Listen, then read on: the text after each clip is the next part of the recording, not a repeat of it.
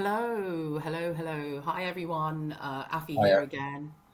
Spence with me. Say hello. hi, everybody. I was going to do a small introduction by myself, but I think it's just fine for us both to be here. And I just wanted to introduce this new video that we're doing today. And it's kind of in a continuation of the last video I did with Spencer. My studies, as I went on, as a lot of you guys know, is that I kind of started discovering a lot of things through the Quranic text, which then led me on to other areas of knowledge seeking, right? So the Quran very clearly says that, go and look at previous scriptures, and everything is in the written record, meaning that anyone who is an earnest inquirer will take that and say, I think I should go and read some previous scriptures. And that's what I did. And that's kind of how the journey went. What I want to do today, especially with Spencer's work, is kind of show you guys the connection of how there is these group of people who have continuously controlled the world and the narratives that we all believe in, right? And how they are so separate from the actual scriptural text of these books. Because when one goes and actually starts studying the root words and the language side of it, a different understanding starts to emerge. And that's basically what happened with me. And as I went into biblical, Judaic texts, apocryphal texts, cuneiform, even older sort of Sumerian and different sort of cuneiform texts, looked at the Vedic sort of whole the Vedic philosophies and their Vedic texts, it became absolutely, undoubtedly clear to me that the source of where this is coming from is one. And today, what we're going to do today is kind of go back down into the root of history, as well as DNA and everything that Spencer has worked so hard to put in front of us, and actually show you how in the advent of Islam, or just before the advent of Islam, what was the situation, the geopolitical situation, who were the actual families that were running these sort of things, and how did they come into power. So, Spencer, where are you, Dallas? Yeah, North Dallas, Oh, McKinney oh yeah, area. you're Texas. Yeah, you're a Texas guy. I forgot. Your Jason from Archaics lives in Texas too. I'm sorry, but you guys have to connect. You have to connect. I'm going to try and make it happen. I'm going to keep pestering him to interview you, or you to get him on his channel. But you guys need to connect, because there's so few people in the truther community right now, which is completely infiltrated, by the way, Oh yeah, that are actually using their actual God-given freaking faculties of reason, logic. We are intellectuals. We are intelligent beings. And it's very few people that I've seen in my own 20 years of this journey that actually are bringing real facts to the table, and real reasoning and logic and patterning, and like all of that stuff. So yeah, you gotta meet him again. Went into a tangent, but yeah, you're in Texas and you're pulling an all-nighter. yeah. Stop me when I do that, God's sake. I don't want to cut you off, but You I like have what Jason. to. I love what Jason does, right? Like he goes into it with no preconceived notions, right? So he's comfortable with being uncomfortable, which a lot of the people in the true sphere, even if they mean well and they're not controlled ops, which there are lots, like he mentions Graham Hancock and Zachariah Stitchin, Van Doniken, all the ancient aliens guys are nonsense, right?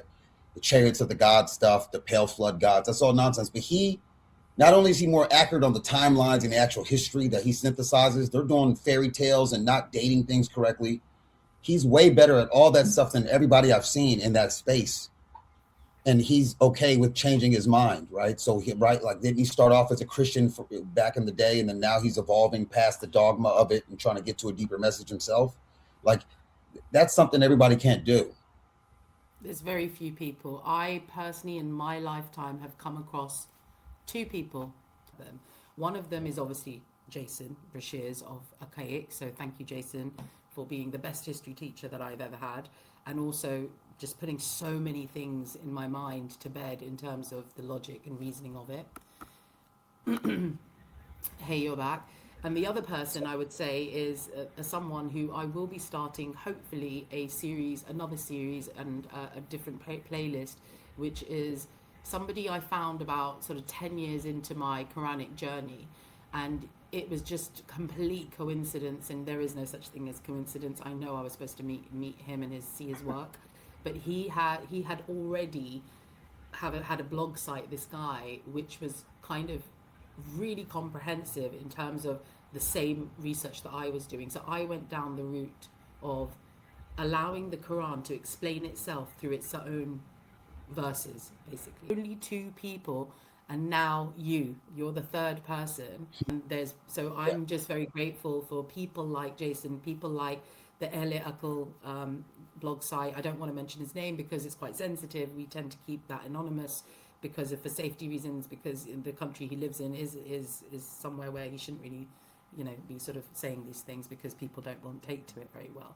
But the point is, very few people that I've seen in the truther community that are actually doing real work, like meaning using their own divine faculties as well as researching things thoroughly from various different vantage points.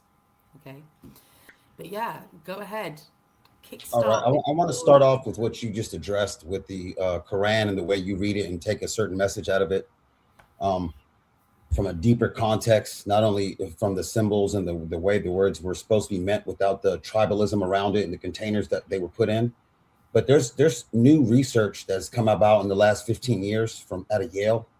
There's a man named Eckhart Fromm, and he's working in Assyriology, right? So he's studying the old cuneiform texts and the commentaries of the priesthoods in those texts. And he studied and found out that, and those priests are the Kalu priests that we ended the last episode with. So that's where I wanted to pick up on and go from the Gala of Sumeria to the Kalu of the Akkadians, which was a transgender or gender liminal priest that was the calendrical keeper. They made the temple idols. They sang in a special feminine voice, or a high-pitched voice called emissal, which was like a poetic, lyrical way to speak, but they only knew the meaning of the words themselves, okay? And what he found in 2011 and wrote a book on, and he's a professor at Yale. He's also he did the book on the rise and the fall of Assyria. So he's well-versed in the entire region.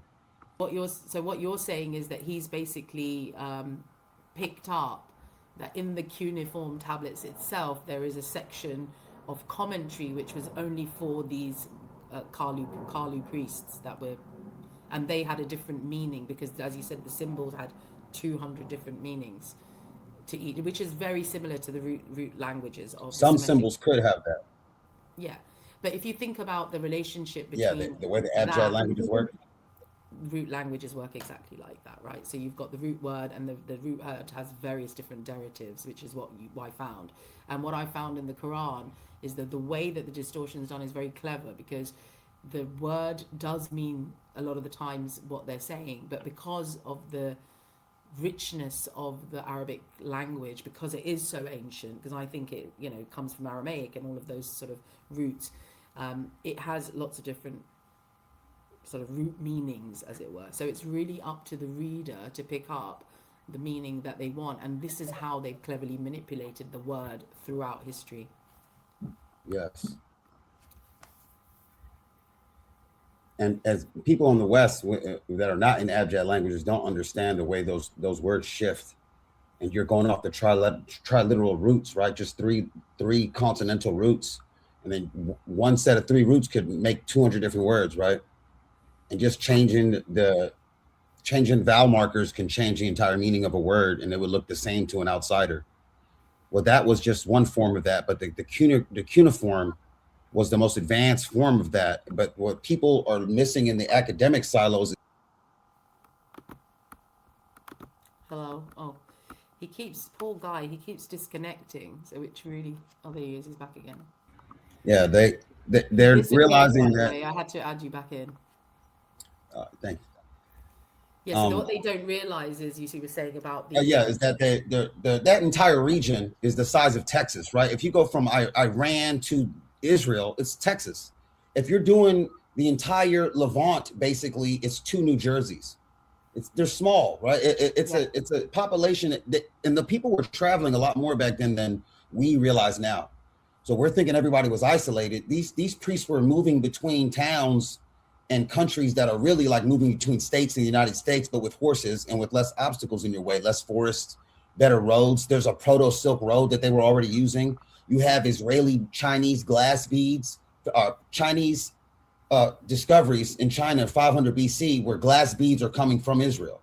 And that's how you have that old ancient Khorasan to Israel and Bactria Trade routes. network. Yeah. Right. Yeah. And that's always, and ever since 700 BC, that's been a triangular trade between Yemen, Arabia, Israel, and Khorasan. People aren't realizing, right? In Babylon, just to stop in the middle, and Elam and Iran just to stop in the middle. But there's a trade network that's moving, and the people that are running the trade networks are oftentimes in the same families with the scribe monopolies. And that Kalu priesthood is what I want to talk about first. Okay. Because the Kalu priests were the ones writing a lot of this stuff, that them and the Asipu, which was their partner priest in the Ishtar temples of Babylon. Right. So they were the only two priests that can go into the inner temple. Like you have a lot of that later in Islam and Christianity, where you have priests that can go into the inner temple. You know what I'm talking about? So that starts in Babylon. Right. Gudea builds a temple called the Holy of Holies in 2150 BC. Right. This is after the Sargonic dynasty. So like everybody that you deal with that's familiar with the chronology, this is around the time right before Abraham and the time right after Sargon. If you're counting Abraham as a historical character in the Ushur or Masoretic text timeline, then he's between 2000 BC and 1800 BC. That just happens to be the time where the Kalu priesthood is going from Babylon to Haran, Turkey. Where does Abraham go from? To Haran. Okay. The Kalu priesthood goes from Babylon to Haran. Okay. And when it's in Haran, those Kalu priests are setting up, they're running the calendar, they're running the scribe hoods, they're running, and they have a monopoly eventually around the year 1400, where just their family, about 7 families, are running the scripts in the sacred text for 5 different nations: Turkey, Jordan, Israel. Well, they're not by those names at that time, right? They all have different times. But what we today consider the entire Levant and Mesopotamia, from Iran to Israel, this one priesthood in 7 families in the Sin Leki Unini family. And there's peer-reviewed papers on this, right? Like, so I'm not just going off of some myth.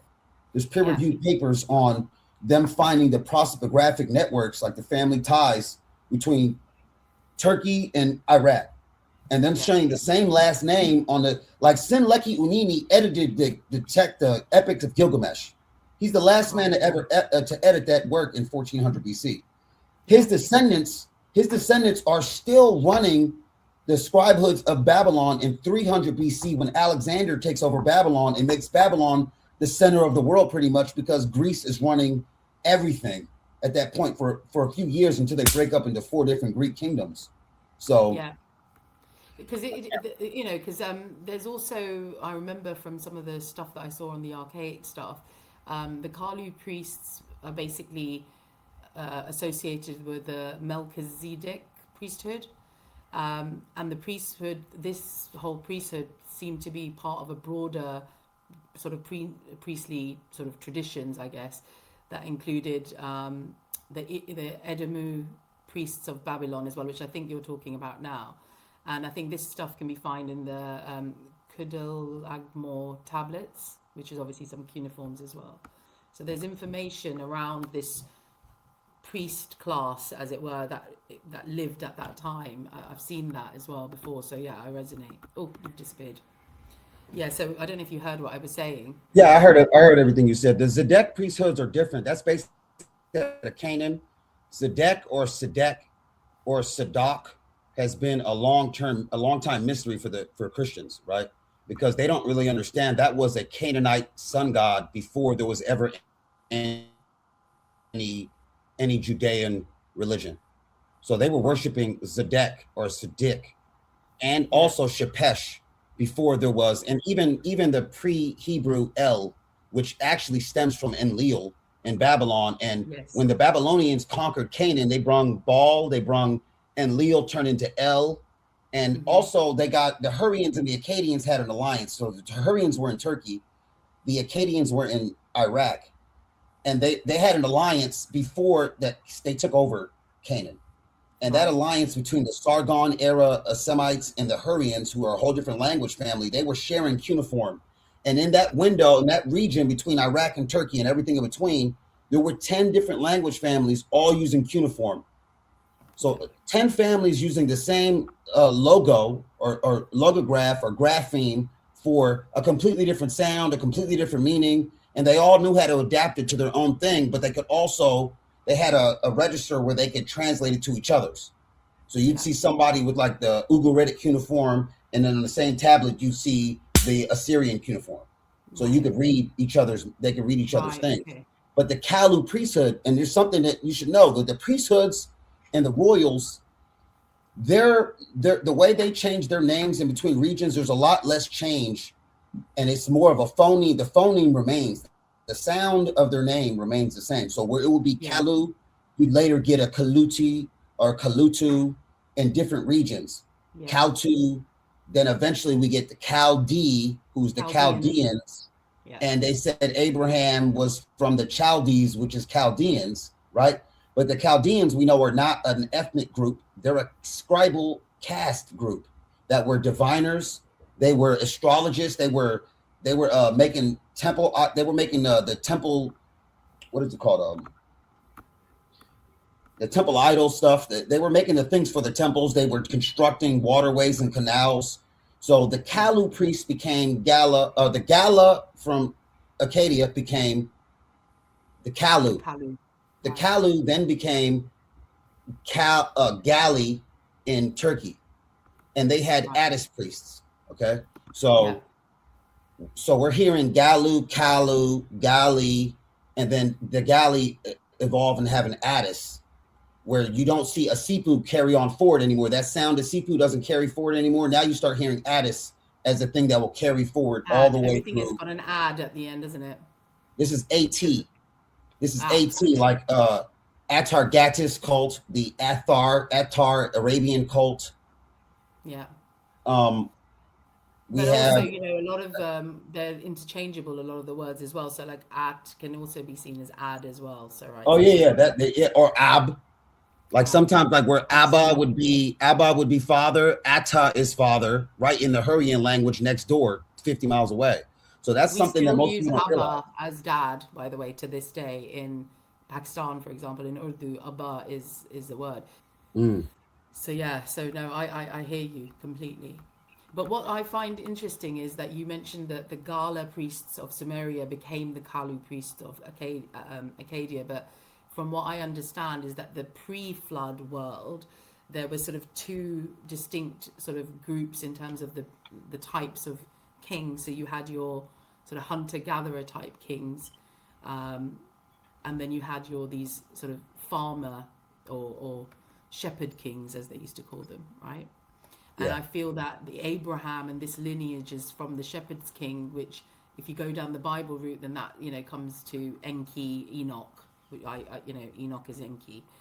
The same, in the stories they've provided the same information, and it's that same lineage which then you can see in Genesis. Yeah, so that was really interesting. So there was these two types of in the antediluvian world, and you know, very much like it is today. Like I see that cyclical pattern of history where it was very much a racial war as well, because these sort of farmer or shepherd kings, as we like to call them or know them as, they were white, basically.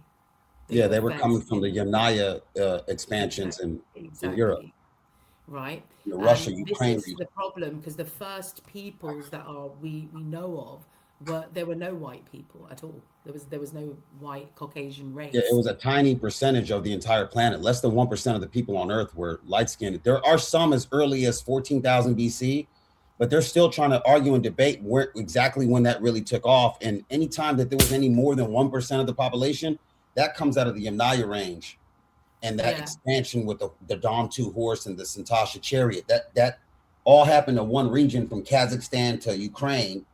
And it was just a perfect storm for them to take over the world through not only the natural environment where give you all that flat space to ride a horse down, and it Mm-hmm. also gave them, when they got the wheel in the war chariot, it gave them a perfect highway naturally to get to from India to Ireland. You know what I'm saying? And Yeah. they were already scouting. They were scouting for years before they actually took over those places. So like before Sargon takes over Sumeria, his mother's in the priesthood. Okay, so Wow. she's in the priesthood already, and then has a fake Moses. He came up a river basket story as his story, but he was a Yeah. vizier himself. He was a cupbearer or a priest. Right. He Yeah. comes in and infiltrates through the priesthood like his mother, and then he puts the rope around the king and takes over the city. Now, Right. Egypt also shows these light-skinned laborers called the Hyksos that come in, and the Habiru who come in, who are predecessors to the Hebrews. And when they're Mm-hmm. coming in, they're just laborers around the year 2200 down to the Old Kingdom falling in 2000. And then around 1800, they're still laborers. And these laborers start stealing the hieroglyphs and taking them back to Syria. And you can see at a place called Serabit. What's it called? I have it somewhere. Serabit El Qadim in Egypt. Serabit El Qadim. They have these early some proto-Sinaitic scripts that they're writing out. So they'd see like the Egyptian water symbol, and they'd be like, for us, water is mem, the word mem, right? So just draw that mem logo and make the sound mem. They didn't care Right. what Egypt called it, because Egypt, to learn hieroglyphs would take you 20 years of your life, right? There's 10,000 different things you can say in hieroglyphs. But the alphabet was like the easy way for illiterate miners, which the Semites were. They couldn't read. They were traveling laborers. They were coming from an expansion of people living in the mountains that didn't have a lot of resources because they were in bad weather situations. Mm-hmm. Or when all those, what you guys in archaic world, you guys are calling a flood in the antediluvian world. I don't subscribe to that exactly, but I do go off the 4.2 kilo year event, which was the complete weather change of the entire equator area from the Indus Valley to Egypt. But there was floods in some places. There was desertification. There was other places would turn to desert, and that was left an opening. At the same time, it would change the weather in Europe, and those people migrating from those weather changes took over the people further south. So it left an opening where the crops were going bad. You can't feed as many soldiers. And then now new migrants are coming in. And that's where you see all the writings like the laments of Eridu. Have you heard about those? And Yeah, no, I have. I've seen the lamentation text, and I have seen that, and I think that's where you and I do differ, because obviously, like I said, that my research is based off of what I learned in the Quran, and like for example, in the Quran, the reason why I resonated with archaics was because he was talking specifically about these cyclical destructions, which are absolutely there in the written record from the written record. Obviously the information was probably recorded around 300 BC, but the point is it's talking about histories from before, and they before the 2239 BC Typhon flood, which we know as the Noah's flood, right? There's documented evidence of lots of different destructions that happened before that. So yeah, I know that you might not subscribe to it, but it kind of really helps me in terms of my research, and it makes me understand what must have happened. Because as humans, if you go through a cyclical, like if there's a sort of a systemic destruction, for example, if there's a infrastructure, or even if it's hemispheric, whatever, it causes disruption, right, in the human community, as it were. And that is an opening for people to come in. Like you said, if people have been scouting stuff, don't forget that these people have been watching these pre that 2000 BC. Before that, there was three other big events that happened. Then, because obviously you've got the lunar capture flood that happened around 4000 and something. I can't remember the exact date, so please don't shoot me, Jason. But the point is that there was a destruction then, and that is the point at which people started to venerate the moon, as it were, because before that the moon wasn't visible. It was only the constellations that the people used, which is why the ancients used the turning of the stars as counting the days, because when you and the environment, from what I understand, was very, very different, because there was this sort of vapor canopy. So the descriptions that we've been told about are that the sky was like at night time it was almost like a magnifying glass, because there was a huge water canopy, like but when you know, when we get overcast weather, we can't really see the moon or anything other than just this thick sort of cloud, right? And Mm. that's kind of what the environment, based on that, the archaics research, it shows. And when I keep saying archaics research, I do want to really put this disclaimer in. I keep going back to that because a lot of people are on this channel that are following me have come from those channels, so they know of him. But anyone else who's not sort of aware of that, it's not actually Jason saying any of this, right? He's gone and done the research and showing us the evidence in written records, right? And through chronology of what's happened. So based on that, there were 3 other events that happened, right? So you had your lunar capture flood, you had the big destruction, right, which was this complete new world, new heavens and a new earth, which is the Genesis sort of narrative, which is around 3895 BC. I might be wrong, but around that sort of time, right? So That's the just, in science. That's the 5.9 kilo year event. yeah, so that I is don't the count any start. of the myths written after 2000 to try to tell me what happened in 5000 Yeah, BC, because those guys exactly. were, besides a Absolutely. couple of scribes, they had no idea what was going on. Right? So Yeah, so many that's why we're invaders on the and same murderers page. taking over this. Like Yeah. Sargon's daughter rewrote the religion in Sumeria. Like, you don't know. There's breaks where you don't know how to pick up the last civilizations thing. So I just leave it where it's at. I'm not going to start guessing for what happened. But scientists in 12 different fields have tracked the 8.9 kilo year event, the 5.9 kilo year event, and the 4.2 kilo year event. Kilo being 1,000 year Yeah. event a year ago. So KYA event 1,000 year Right, ago. got So it. Yeah, I've not come across 8,900 that years concept, ago, but yeah. 8,900 years ago, 5,900 years ago, which would be the year 1 in the Bible, right? So that's the Adam year. And that would make sense for a migration of people, a garden ending, people having to move. That would make sense with the weather changing at that time. And that is when Noah's people, who happen to be the new white people of the world, are moving and migrating south early on, but not all the way down to Egypt. They're moving from glacier landlocked areas in North Europe and Upper Russia. They're coming down to closer to Ukraine and the lower Caucasus Volga area. And then after the Yeah. 4.2 kilo year event, they make another huge leap, and it seems like a wave of them come down. And that's when you Yeah, get so all the this is lament. this is interesting, because when you go to the sort of the Sumerian sort of texts, and they talk about their gods, so the Enki, Enlil, the whole sort of what we know as today as Anunnaki, which obviously that is just it became Anunnaki, and this is the ancient alien stuff that I don't subscribe to, you don't subscribe to.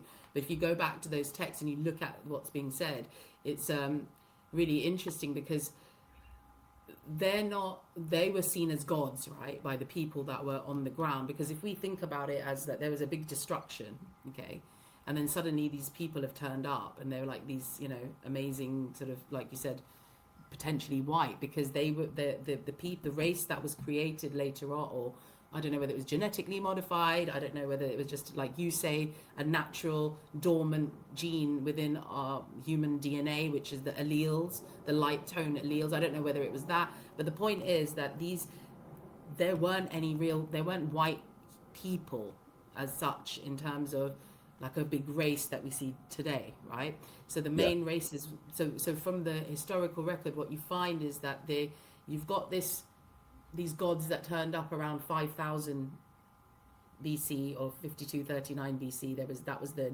start of the Annus Mundi calendar, which is the sort of Sumerian calendar.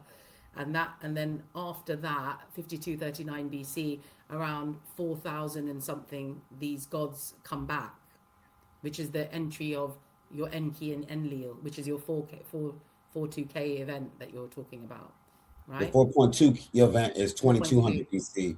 The Oh, okay, so the one 5.9 is before that. So yeah, 3900 BC. sorry, yeah. So you're right. So what I'm trying to establish here, guys, for everybody watching, is that Spencer, in his own terminology, but archaics, they're actually quite aligned in terms of the chronology as well, because you can call the event something else, but the point is you agree that there were these events that were these cyclical destructions that destroyed the world in some form, sometimes not completely. Like, for example, this Genesis one is definitely where there was a completely different civilization before that, which we don't have a lot information about.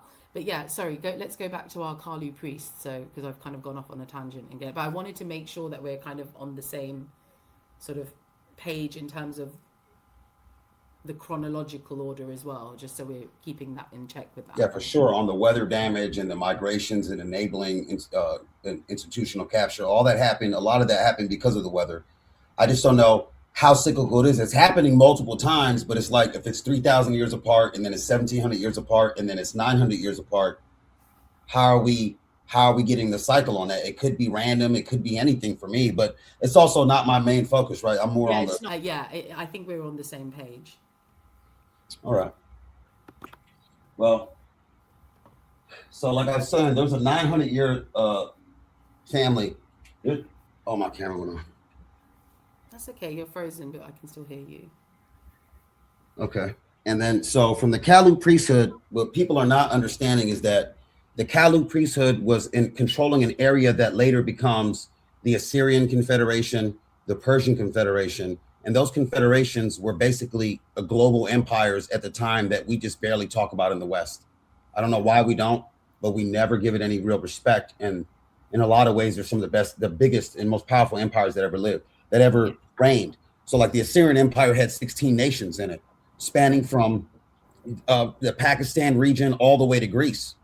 That was under their control. Every Canaanite, Hebrew, Phoenician, Syrian, Turk, Greek, Medes, and then part of India. And then when the Persians, who married into the female lines of the Assyrians, and then they basically are a continuation of that royalty with a new male line takeover, but they have the princess lines married into them. And some of the same genetics. Obviously, they're just another wave of the steps coming in, replacing another wave. That happens a lot, where a Sith will get replaced by a Hun, that gets replaced by a Goth, that gets replaced by an Allen. You know what I'm saying? So, or they merge together as they come migrate from a similar starting location. Yeah. So, yeah. I just suddenly remembered the whole. We're still talking about the Kalu priests, right? Because you disappeared again.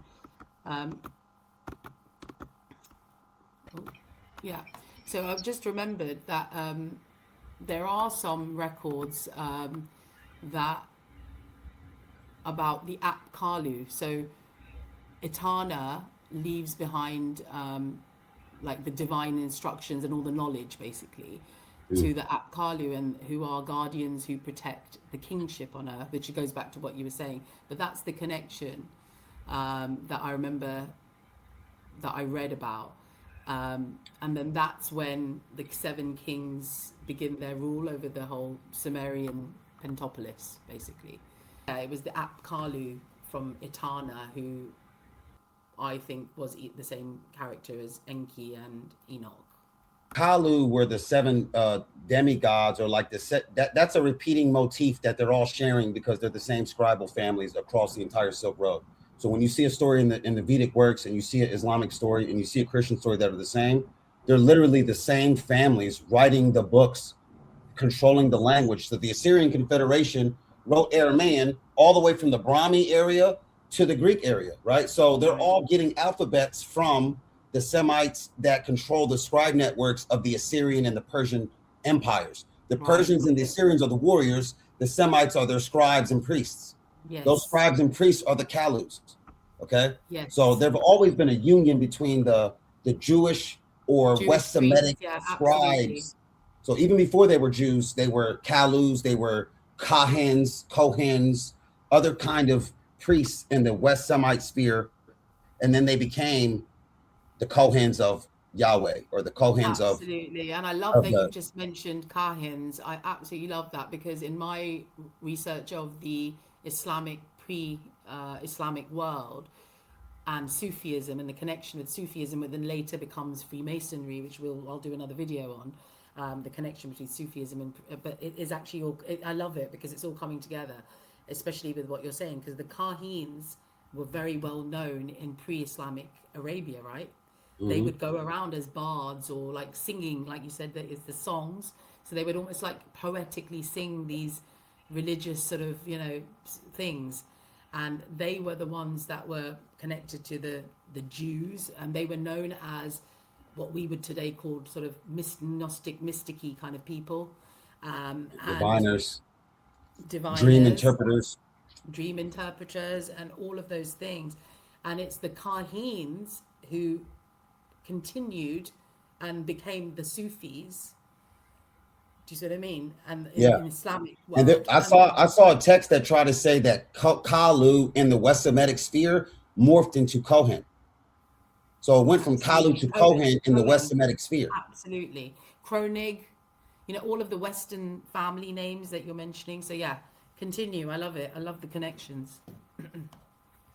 Yeah, and then so we're seeing a lot of the same stories. So the Kalu become the seven Greek sages. They become the seven sages in India. They're just repeating that same motif, and that all had an earlier predecessor in Egypt with the eight demigods, but there were metaphors for something else, and there were male and female. And then we see after that, most of the other regions get all seven males because we're getting a male dominated class coming in, right?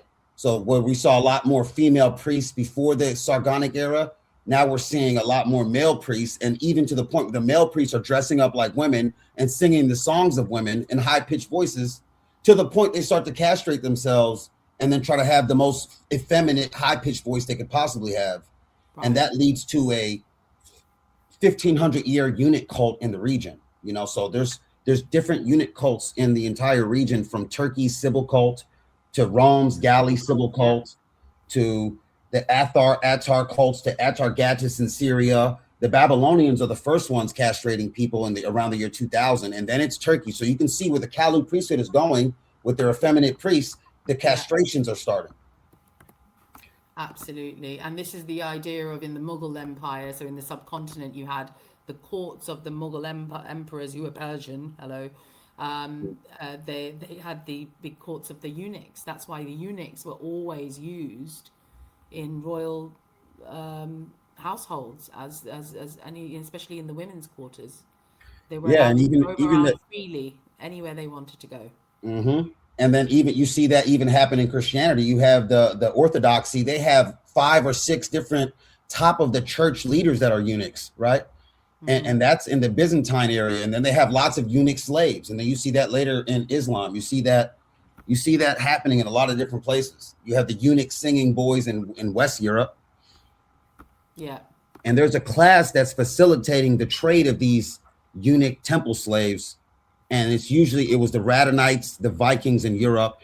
You had Berbers in the south doing a lot of that action. The Ethiopians joined in on that. They would become eunuchs, and then they go get more eunuchs. Yeah. So it was that's They basically just, what they did when they did the thing, I think they were just literally, like you said, they were imitating the Sibylline yes. priestesses, right? Which used to be the earth priestesses or whatever.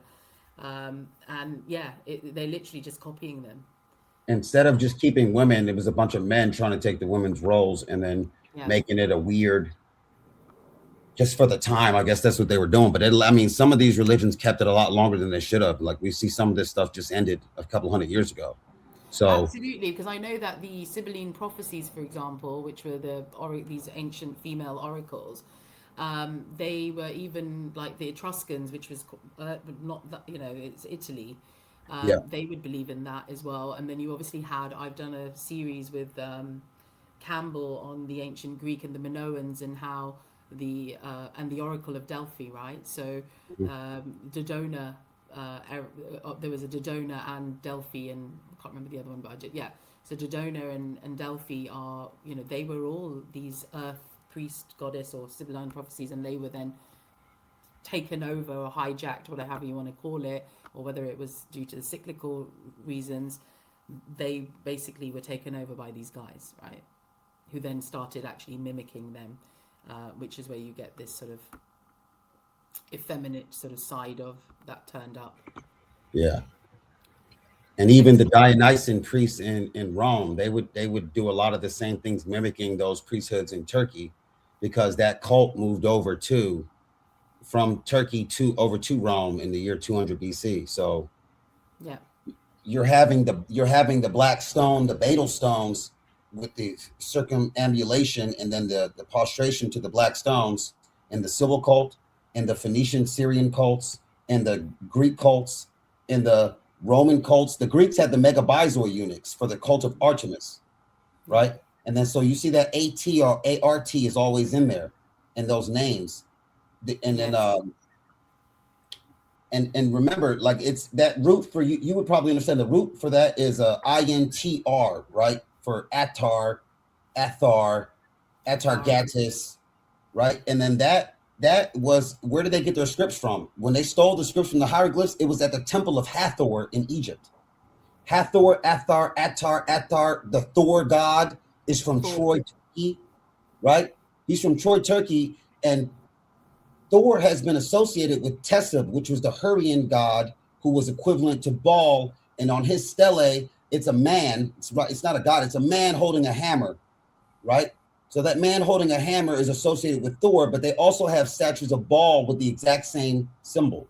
So that's why they equate Tessub to Baal, which realistically, it's just a warlord with a hammer or a whip, which they would show as a lightning bolt that is demanding tax. And then they eventually deified those people. And absolutely, and that's just a lot of the evolution of that. But I've come to realize that it's the human mind, okay, is designed to fall into delusions or to delude itself, which is the whole concept of the ego, right? Now in the Quran, which the actual message of the Quran, it literally tells you this stuff. It tells you how men will continuously keep doing this because they're designed to do it, right? So obviously it's stemming from greed or whatever, control over power or whatever they're thinking is the reasoning for it. But what that just keeps doing is that pushing you more and more into that delusionary state. So yeah, I just feel like it's by design that they do this. I think this is the human experience, right? We're in a world of duality. So you are going to get the same amount of evil shit as you are going to get good shit. And it's about navigating through that and expanding our consciousness. So we're not, because we are conditioned, our minds are created in that way. It's because it's us, the consciousness, the intelligence within us that is trying to recognize itself. Do you see? And the only way it can really recognize itself is by not knowing who the F it is, and then being pushed into this experience, and then experiencing all this duality and this horrific sort of predator versus prey, as some people say, environment that we're in, right? So, and I think that this information these people know, right? And that's why they do what they do. So, yeah, I think it's very interesting how the human condition has not changed at all from 5,000 years ago till now, from what I've sensed anyway. Yeah. I mean, the same people are in charge. The same people that made that takeover are still in charge today. So, okay, so that's I think that covers like the Kalu guys quite well, and then I think we wanted to go to the next sort of group of people. Yeah. So the Kalu became the Chaldee or the Chaldeans. People think Chaldeans. It's also Chaldeans and Chaldee, and Berosus, because I've heard Archaics mention them once. Right, so I know you've at least come across that. But Berosus was a Chaldee priest. Did you know that? I didn't, but I do know of Berosus, and I know that a lot of the stuff that he sort of talks about. He wrote the book for Greece on the entire history of Babylon. So he's a Babylonian under Greek Babylon, right? When Greece took over Babylon, he's writing, and that's the time frame the Kalu priesthood disappears from history. Okay. But we know he's a Chaldee. So hang on. So let me just get that straight. So Berosus, obviously Greek historian. No, he's Babylonian. He's Babylonian. Okay, Babylonian. And he's the one who then provides us all with the history of the Chaldean kings, right? He gives us the whole history called Babylonica, which is the history of Babylon from the time of the floods into the time the Greeks took over. Now, he's writing that around the year 300, and then when he's done with it, he moves to the island of Kos, and then the island where the Asclepius or whatever, the medical guy, what's his name, from Greece, I forgot, but there's it's a medical island of Kos, Kos. Pythagoras. No, I don't know. It's one of the medical guys. You guys are not Hippocrates. It's either Hippocrates or it's Asclepius, but he moves there to that island. Hippocrates, you might be right, yeah. Yeah, he moves to that island before he dies, but they lose his work to antiquity, but he's recorded by 10 different historians of that time in Greece, right? and they've read his work and they're learning from that book. And that book is referred to by half the historians as the book called Babylonica. The other half of the historians at that time call it the book of the Chaldeans. Okay. Yeah. And he's a Chaldee priest of the temple of Marduk of Bel. Okay. Right. So he's a Bel, Marduk, Chaldee, Magi type of priest. The Marduk temples had Magi's from Zoroastrian running the Marduk temples, and some of them were eunuchs. Okay. Yeah. So Bagoas was a eunuch that was sleeping with Alexander, and he slept with Darius. Okay. So that was that eunuchs were a huge part of that culture back then. So yeah, you were right, by the way. Hippocrates, I've just looked it up, but Hippocrates of Kos, so he was from Kos around 460 to 370 BC. It says here he was an ancient Greek physician known as the father of modern medicine, and this is the part that I wanted to read. He revolutionized healthcare by teaching that diseases have blah blah blah blah blah, and he was born on the Greek island of Kos, and he came from a family of priests. So because guess Hippocrates what? came from a family of priests too. Guess what the Kaldu and the Asipu, they were actually medicine men and priests. So medicine was their top practice within the priesthood also. Yes. So and you see that little purse bag that everybody wants to act like it's some alien bag carrying device. Those were exorcist ritual tools for medicine men and witch doctors for the temple, which were Asipu and Kalu priests, which become the Chaldee. And the Chaldean is not a race of people. People think it's a race. It's a scribal caste that was transnational. Like I said, the entire Assyrian Empire. From different countries, couldn't they? Yeah. Exactly. And they traveled a lot, and they had wealth, and they had all the knowledge from their previous generations. So, like I said, 900 years for one family controlling scripts in the temple. And that's across multiple empires. That's across Babylon, Assyria, Persia, the Greek takeover. And then that's when they dissipate and go off, because what you'll notice is the Greeks had that marriage of Susa where they're controlling 40 nations at this point. And when they marry 300 different elite families, and then they disperse them to go manage those states. So the Chaldee get thrown in those weddings too, or in that mix and that milieu of people. And then they're spread out around the world. And then we're seeing a lot of new scripts get passed around, and the beginning of writing for a lot of people right around that time. Like Brahmi is not even a real script until 300 BC. Right. You know, that comes from Aramaean. Yeah. Sogdians in Bactria, Sogdians were using Aramaean 600 years before Jesus. Right? You know that? So the Sogdians. It makes so much sense to me. That's why I'm smiling, because I've had this debate with quite a few people. Because I like to remind people that Hebrew is not an ancient language in the way that we're told it is. Well, Aramaean is so close to Hebrew, and so is Phoenician. They're so close that it really doesn't matter. That they spun off, right? And this is what people need to understand, especially people who are so indoctrinated into their specific races, castes, their religions. I come from the subcontinents, and it's like Hindus versus Muslims all the time. But the ironic part of it all is that they're all stemming from the same freaking people. The informations, right? So the Vedic knowledge and the Muslim knowledge, and I mean, it's the same families. And those people benefit from us being divided. Those people benefit from us being divided. So, I mean, you need people on teams if you're going to manage empires. Absolutely. So, absolutely.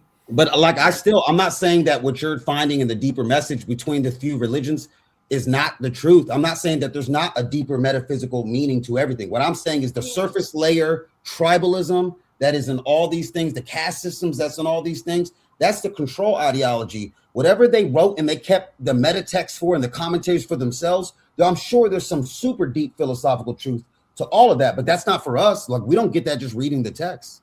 You have to read that in a whole different kind of way. The thing is, this is what's so amazing about how we're designed, because even though they try to do this, even though they've done it, every time throughout history, you find these characters, these fringe groups like us, that come out because they're just using their brain. They're like, hang on, because the knowledge, and this is what I tell everybody, the knowledge is exactly the same. The universal knowledge is one. There's no one can say that truth is not truth. Truth is truth, right? And truth is always verifiable, right? That's the nature of truth, because truth is designed by its design to stand alone, stand straight, and always stand strong. Falsehood, which is what these guys have given us, is designed to perish, but it only takes a mind, an earnest inquiry to dissolve that illusion. It's how simple it's been made for us. People don't realize that, right? Yeah, So and the what I'm hard going back to what you're saying, the part you is somebody oh, that's figured it out to get that message out, because institutions don't want that out, right? absolutely. And the thing is, what you'll notice is that the truth is weaving into the falsehoods because they're also subject to the same fucking design and the same system that we're all in. They're not outside, they're not anything special like these ancient aliens, and they're not anything. They are still No. within this existence, which is connected, right? So the truth of this system, which I call the system of consciousness, which I believe the word Allah, even though we know that it had, the etymology of it and the connotations of it, how it was stemming from El and all these different deities that they've created, but the concept of a supreme God, let's just say, and let's just call him Allah just for 2 seconds, but that to me, when I read the Quranic text and when I've deciphered, is describing the system of consciousness. Allah, in my eyes, is not a god. It's not a deity. Because there is no such thing as a deity, because there's no intercession. Because we are that intelligence. We are the intelligence in the form of human, having the experience, trying to figure all this stuff out. But what happens is because the knowledge exists, like you said, so the same knowledge is there. You can find it if you go and study the Bible. You can go and read like the Gospel of Thomas. Fantastic. Go and read it because the source is inside us, okay? You said the And the way Gospel that of Thomas? yeah, but if you read the actual what it's saying, it resonates very much with that same universal truth of what is this existence. The whole fact, Jesus has said it in the Bible and the sayings of Jesus. We know for a fact that Jesus said the kingdom of heaven is within you, right? The Quran says the Yeah. same. Jesus says the kingdom is heaven. So that's what I mean by the knowledge.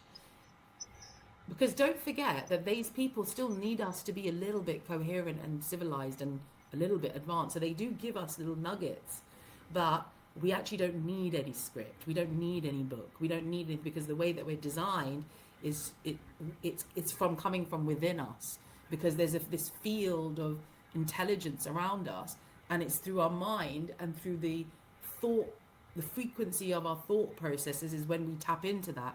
And once you're tapped into it, all the knowledge exists already. You're just sort of almost pulling it out of the ether because it's just coming into your brain.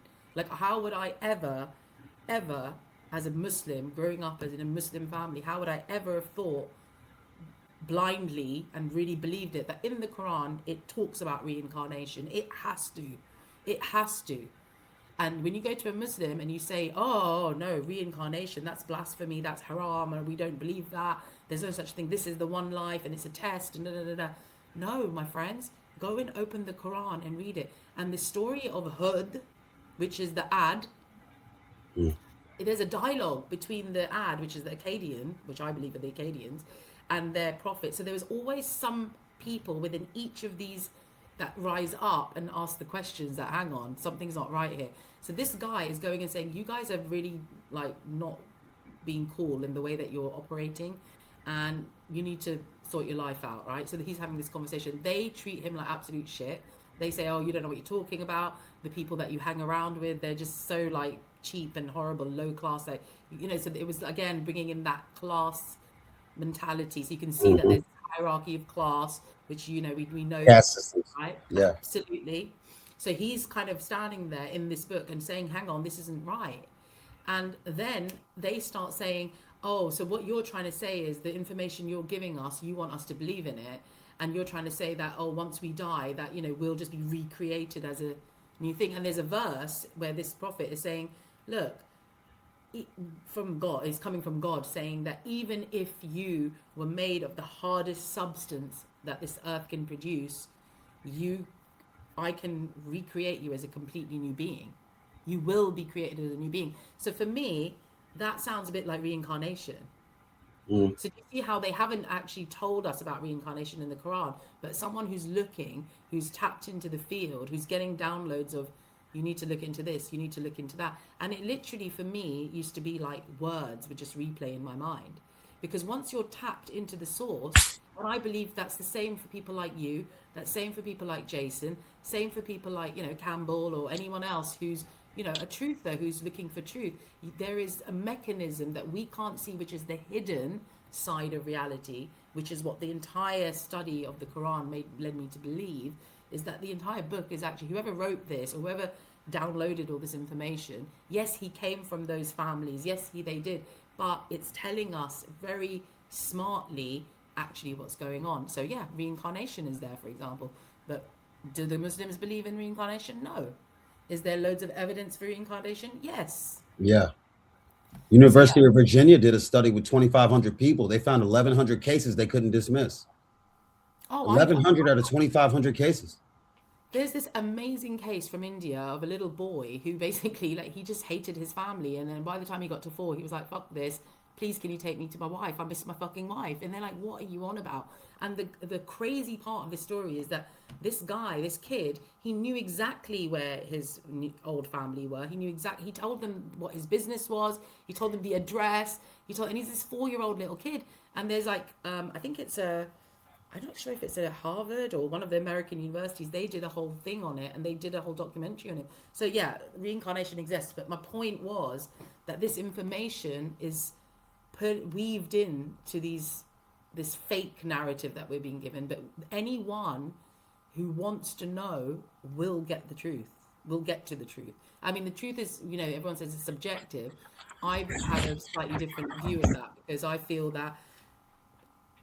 that truth is, there's certain truths that are just hard coded into this reality, which is why it's like that, because we're supposed to decipher them, we're supposed to look at them, we're supposed to look at the signs of creation and make our own conclusions that, hang on, everything goes in cycles, so there's got to be something to this, do you see? And that's a truth.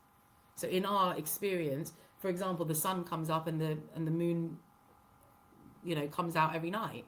That's the truth. And whether it's a simulation, whether it's a real planet, that doesn't matter. The point is, we can see this phenomena happening every single fucking day. So I can't sit there and say that's not the truth. Do you see what I mean? So there Yeah. are certain verifiable truths that one can find. But yeah, that's kind Yeah. of my point, is it's truth that you find in between the lies. Yeah. For sure. So For yeah, sure. so then you've got your so okay, so there's let's talk what about the Scythians then, because you talked about the Chaldeans. The reason why I say that is because in the Quran, not in the Quran, in some Islamic histories that when I was reading, Mecca apparently had an idol of Abraham, and he was the idol made him look like a Scythian shamanic kind of character. So like you said, divinations and all of these astrology and Yeah. They said he was holding shamanist divination arrows. medicine. Yeah. They said he was holding divination arrows, right? Yes. So that was a thing that Kalu priests were doing. They were diviners. They were dream interpreters. So he was, and the Scythians were right in that entire region. Scythopolis was a city that is mentioned by Rome and several other countries at that time. That's right in Israel, in the Jezreel Valley, where Armageddon's supposed to take place in the Christian Bible.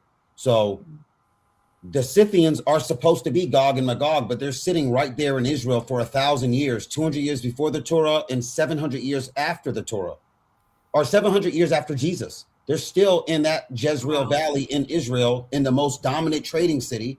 And those Scythians merged with the Nabateans, the Edomites. And you remember the Nabateans and the Edomites are sons of Esau. Esau had the red hair. They had the red hair, and they're known for the Edomites and Edomians are known for the red stone of their mountains. You know that, Yeah. right? Like their name has red in the meaning. Yeah. So Nabatean means like red rock city or something like that, and then I love Edomite that. is a red something also because the mountains are red in the region, but And also in why their are they ancestors. red? Why Hmm? are the mountains red? Do you know that? No, I just figured some iron or something. Yes, But because when you have these cyclical resets, one of the description that is consistent with all of these resets of these cataclysmic events is that red rain or red mud falls from the skies, Mm. right? Yeah, And that that's happened kind in of like 1902. I heard 1902 for like 6. 1902 it happened, and it keeps happening. The redness, right, and the reverence of red. Even in China, you have that reverence of the red color. It was all over the world, and if you in the ancient times, the red ochre, Yeah, they used to even put on Neanderthal caves had red ochre in them. red ochre, I and was it was tracking like that for a long time. absolutely, and that is all from the fallout of this destruction, which K2 event, whatever you want to call it, but it's known as this. This is the description that we get from the people who were eyewitnesses. And obviously, we have the latest one in 1902, as you said. Yeah. Well, So that right, that the Nabateans and the Edomites or Idumeans, they were right on the same roads as right next to Israel, and the road between Babylon and Israel, and the incense trade from up and down Arabia to Syria over to Babylon, even as far as the Khorasan, right? But the Chaldeans had their own empire for a while, which is overlapped with a lot of southern Babylon's empire, which covered northern Arabia over to Jordan, southern parts of near Israel, the southern part of Israel, all the way over to part of West Iran, like the Elam area. So that later becomes oh, you're breaking up. the priests. What about now? Yeah, just go back to the area, the Jordan, North Arabia. Yeah, so that region, if you look at the Chaldean Empire maps, right, you'll see the region that they controlled later becomes the region that worships the Khal god, Khahl, Khal. So they go from Kalu to Chalde priests, and then out of nowhere, when the Wow. Chalde priests end, there's a Khal god. And remember, I told you last episode, there's a Belu priest that becomes the Baal god. There's an Attis priest that becomes the Attis god. There's the Alagula of Alagula was the basically the Sukal or the Vizier priest assistant of this snake Asclepius Caduceus staff god. What's the name? Ningashzida, you might have heard of. It's a snake coiled over a staff that's Yeah, back from 2100 BC, way before the Greeks had that symbol. And these are yeah, priest medicine men. And you'll see that the infiltrators through a lot of history are the medicine men and missionaries. of So like course. that's who comes in the country first, and then they scout, get the language dominant. They understand the language, they pass it back, and then they invade. So Yeah, the absolutely. I think Nabateans we're on the lead. same. We're on definitely on the same page here. Yeah, well, the call God eventually evolves into Ramanan, the God, and then Ramanan, the God, becomes a line in like in Vedic. the Quran right now. Like you say, the merciful, Ramanan, the merciful. You say that in some of your prayers, don't you? Oh, Rahman. Yeah, Ar Yeah, yeah, Rahman yeah, Rahim. Yeah, yeah. Rahman. That was a God in that region that was already worshipped from the Himyarites. The Himyarites ran a part of Arabia and Yemen. They were a Jewish group from the year 380 BC. That same region that used to once be Chaldean land goes through turmoil, goes back and forth between Sassanians, Parthians, and Gassanids. And Yeah, the Himyarites eventually take over and have a kingdom of Radan in Arabia. So do yeah, you have this Jewish element with the God? They even say the God Al-Rahmanan or Ramanan, the merciful, is the God of Israel, but they're sitting there in Arabia. yeah. So they're worshiping a God of Israel. So Jews are down in Arabia right before Islam Oh, begins, yeah. Well and people don't even documented. think about that. Absolutely So well. And this is what I really get irritated with my fellow Muslim community is that they just don't think. It's like, what was the religion that existed at that time before Islam? Forget about Islam for a second, it didn't exist. Before yeah, Islam, in the Arabian Peninsula, was Christianity up in the north, Judaism, Zoroastrianism, which is like Hinduism stuff, yeah, right? So the whole fire worship. That was it. So Muhammad and all of his people and everybody in that region at that era in the 7th century, 6th century BC, AD were all very well versed with Judeo-Christian narratives, all of this history of, you know, the priests and the Moses and, you know, all of that, all the prophets, sorry. And then you had the Zoroastrian influence. So, and because it was so sort of isolated away from the rest of the empires, which were more towards the Syria and Mesopotamia, it was Yeah. slightly down. They kind of over the time sort of just evolved their own sort of version, which was very heavily built on the divination and the you know, magic and the magi or the kahins and all of those Yeah. guys. And that was what was rife at that time in Arabia, and people pretend like that just didn't exist. Yeah. And you So have to think about Muhammad, the, yeah. for me, like for example, for me, Muhammad, let's say that he was, let's just for example say he was a real person, right?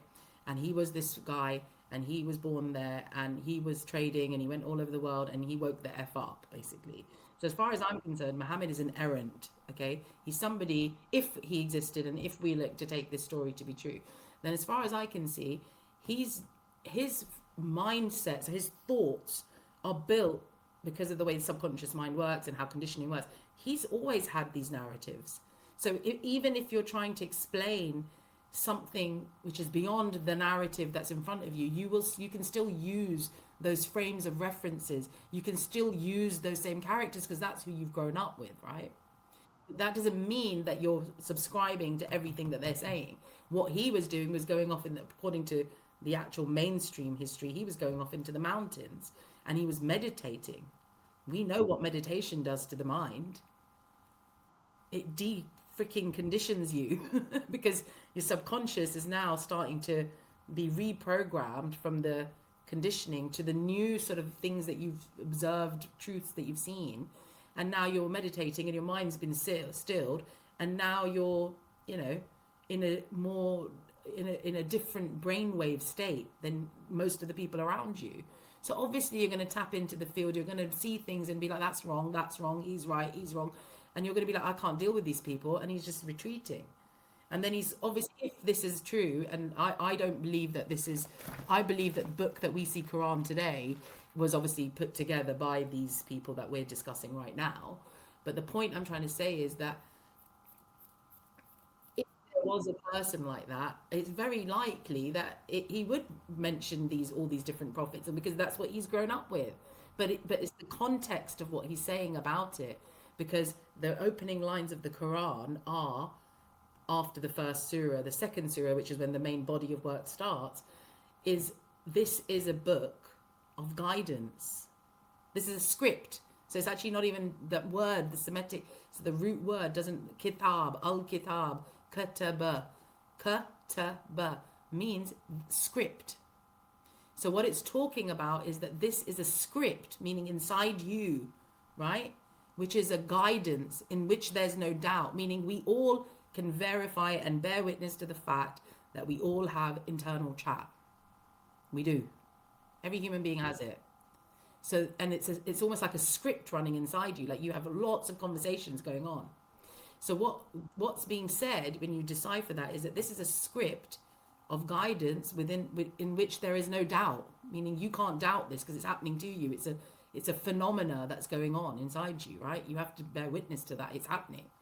And it's for those, so this guidance that's coming is for those who are muttaqi, muttaqa, tattaqa, TTQ, root words, mean consciously aware, right? And for those who believe in the hidden, in the bil ghaib, in the hidden. So it's literally telling you in the first chapter what the topic of this freaking information is about. But the verses don't lie. You can decipher them. Your voice is gone. The fact that even if they were real characters, which I believe they were, because for sure their families, their tribes, and their clans were around, and their historical clans that had all the power in the region. Jesus's family did, and the David exarchal families back since David and Solomon. People say there's no Solomon's temple.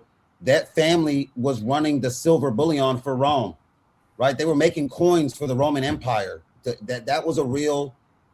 That family was controlling all the silver trade through the Phoenician and the Canaanite alliances. So, and then later you have the Quraysh clan who's controlling the trade routes, right? The So those are Quraysh. real trade routes that we know they're moving back and forth, and they're actually the richest tribe in the country, the most powerful one. Whether they had one specific character that's the hero pacifier or not, to me doesn't matter. I'm like Yeah. there's enough historical evidence around it that they're, at least their families are real, and that's who I'm tracking is the families in general, Right. right? Okay. Not one specific hero, but that family. These are Yeah. families. There's enough evidence Okay. of that. But you know what's crazy? Look at this. You said Kataba. I got this root tracker here. I'm No, making I've this got one as tool. well. I'm gonna actually share it with you guys. The one that I use.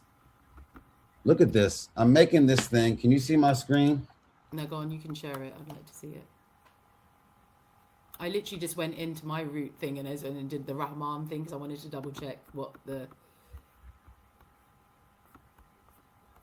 Don't you just love it when people are on the same page? I literally had that page up in the background. It said Kataba, he wrote. Katib, writer, scribe. Kitab, book. Maktab, office, desk. Maktub, written, it is decreed. And you brought up Kataba. It's literally in my background. Can Kitabi. you see it? Let me see. Oh, I can't access my screen. I started making this thing where I'm trying to break down the pictogrammic value of all the Semitic roots, like what Yeah. their history from Proto-Sinaitic before they were Hebrew, Phoenician, and Arabic. I want to go to the Proto-Sinaitic when they first stole it from Egypt, what the symbols meant.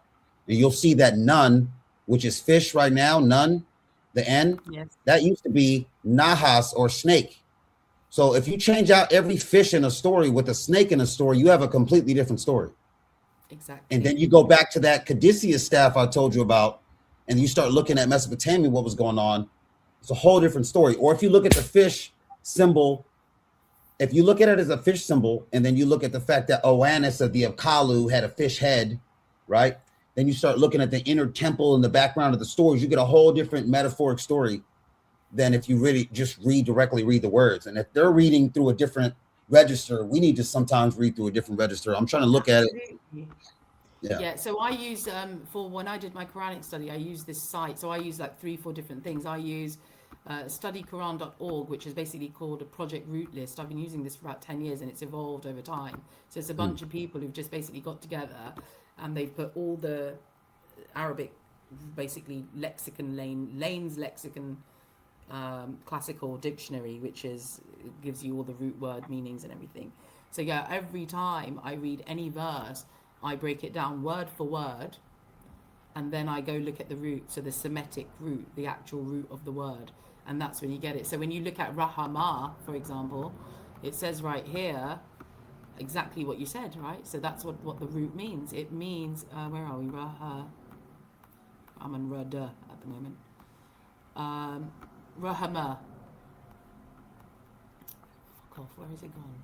Sorry, my language is really bad. Rahama. He favored, benefited, pardoned, forgave him, to love, have tenderness, mercy, pity, forgiveness, have all that is required for exercising beneficence. Then the same Rahama gives you the words tarhamu, which is he had mercy, because it's like gone into sort of, masculine person. You've got arham, which is womb or womb, or what I would say a place of origin, right? And then you got ruhmun, which is relationship, then rahman, which is what we say, which is an active participle noun in the measure of it basically the word means to the idea, which something that which conveys the idea of fullness and extensiveness. You see what I mean? So when you're a smart person like we are, like we're just normal people, we haven't gone and got some PhD or anything, and we're just little old us. So imagine you come from this priestly class of highly educated people who have been given all this knowledge, and one of them wakes the fuck up. They can't stop that. Is what I'm trying to say. Yeah. They can't stop one of us from waking the F up. That's the whole beauty of this whole experience. So you'll always get people that will come up. But yeah, so those were the roots that you get for Rahman. But what was the other root that you were saying that you were looking for? Let me see what comes up in my one. Yeah, Katab, KTB. Oh, Katab, right. So KTB. The one for Kataba, Katib, Yeah, Kitab is book. Kataba. Maktab is office or desk. Because you've got two k's in the Arabic alphabet. You've got q, which comes from your throat, which is kaf, which is the little round with the two dots on the top. So that's kaf, and then you've got k, which is kaf, which is just the normal kaf, not the from the throat kaf, right? So kataba, I'm going to find it, which is t kataba, which basically means script. That's what it means. Yeah. Or Yeah, or but I'm trying to dictation. make this thing that can take you through all the different eras of Semitic roots and scripts at the same Yeah, that'd time. be amazing. We'll have to do another whole thing on that. But yeah, I Yeah, want us to. 'Cause I keep going off in tangents because it's so interesting talking to you. And yeah, I just know. when I get a chance, I just don't want to stop and I want to bring everything up. So apologies on that. But yeah, I think we're on the same page in terms of that we understand that the root words can have lots of different derivatives. Yeah, And as you said, the kataba, which I said, which means a script or to when you scribe something or dictate something. mm-hmm. You're right.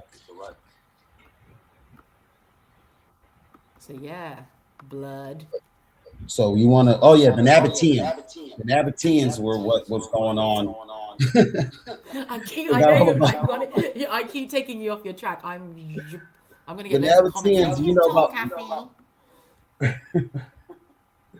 Remember Petra? We were talking about Petra last time.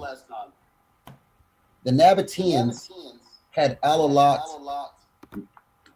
Aluza, and Manat, the three Manat, gods, yeah. the three daughters of Allah before Islam, right? Yep. And that those were Nabatean deities, and they had Dushara, and the Nabateans are who get taken over by the Jewish high The priest Judahites, whatever. Yeah. 100 years before Herod. So Herod comes from a mixture of a Nabatean and an Edomite, and Herod ends up becoming the most powerful Jew that they ever had. Obviously, like he's like Alexander the Great. If you look at his accomplishments, you could read off his accomplishments for 10 pages. Yeah. People don't realize how there's Say 500 his page name books. again, just so the audience can. Herod, the one who ordered Jesus Herod, to be yeah. killed. Oh, you Yeah. and your bloody Texan accent. What do you Herod. say? Okay. Herod. Oh, Herod. It's okay. It's fine. I'm used to it. I grew up on American sitcoms, so I'm good. But yeah, so he has like so much about him and in his accomplishments. You were saying. Yeah, he doubled the size of the temple. He doubled the size of Judea. He beat the Parthians, who another Jew tried to bring in to overtake him because he was jealous. But he obviously is not a great guy. He had a bunch of eunuchs himself. He tried to kill baby Jesus, supposedly. But what his accomplishments look like, Rome named him the king of the Jews. Yeah. Cleopatra offered him a spot to be her top general. He was related to all the royals of the Edomites, the Nabateans, who marry into the Egyptian royals of that Ixos. time, who are Cleopatrian Ptolemaics. Yeah. So we don't realize that people start thinking of Egypt like Egypt's still Egypt at that point. That is Greek Egypt that has Canaanite queens in it, well, from Syria, because Syria is the capital of Seleucid Greece. So when Herod he's related to those families, Cleopatra's related to those families. Those are cousins all around the region that are in very high positions like they are today. No Exactly. different. Where a general in France would be a cousin of a president in the United States or something. Like they're from the same elite circles just 2 generations ago. Yep.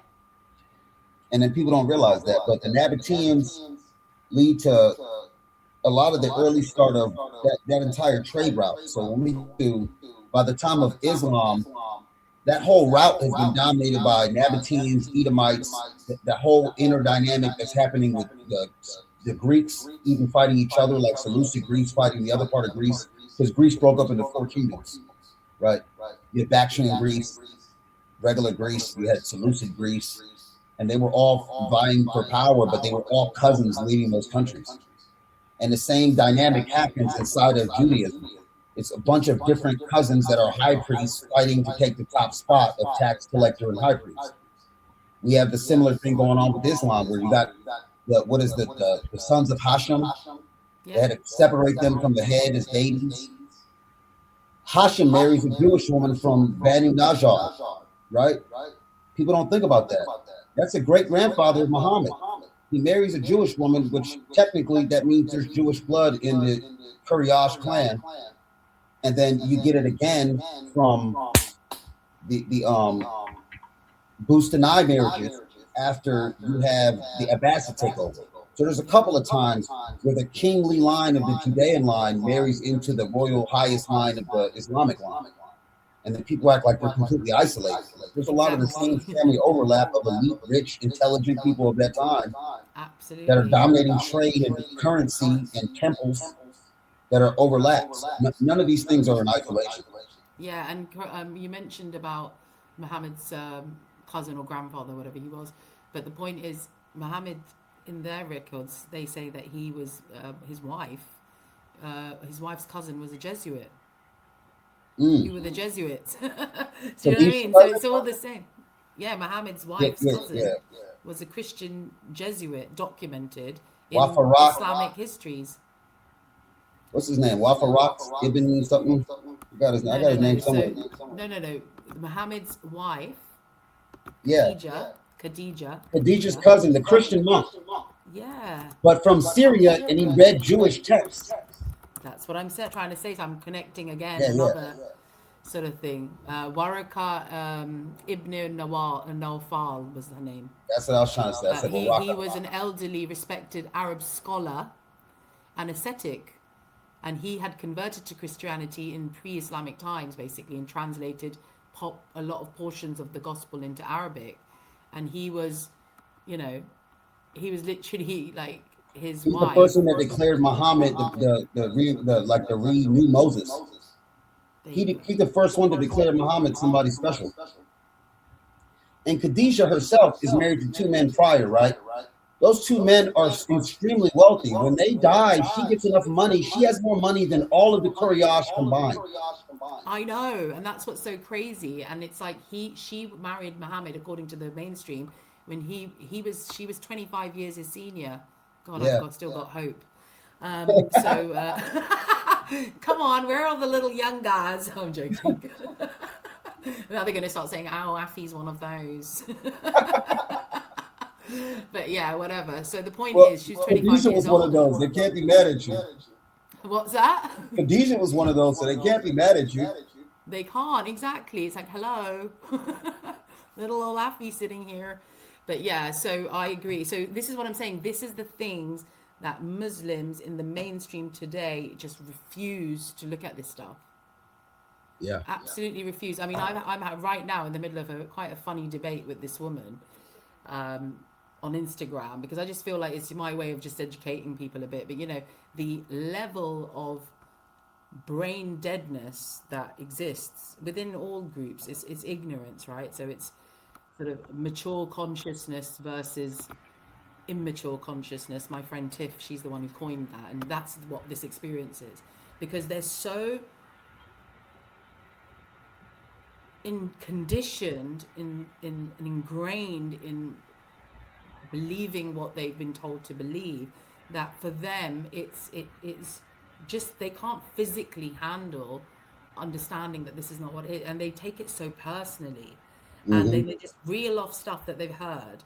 And what's so crazy to me is, in the Quranic script, one of the things it says is that you are not to take what has been handed down to you by your forefathers. It's actually forbidden in the Quranic. There's verses.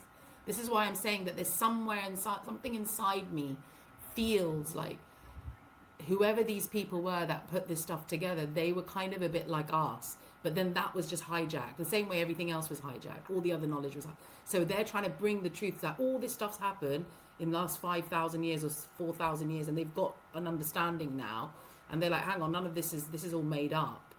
And they've kind of, this ideology started sort of, in their little circles like we're doing, in the little circles it starts. But they obviously belong to those families. It takes one corrupt person. It takes one person to pretend that I'm something that I'm not, and sit in there. And then the next thing you know, the whole thing's been hijacked or Yeah. twisted or whatever. So And it's yeah, usually the empires that we know did hijack those religions and then exactly. We know they that. burn some of the original texts. They have it rewritten slightly different.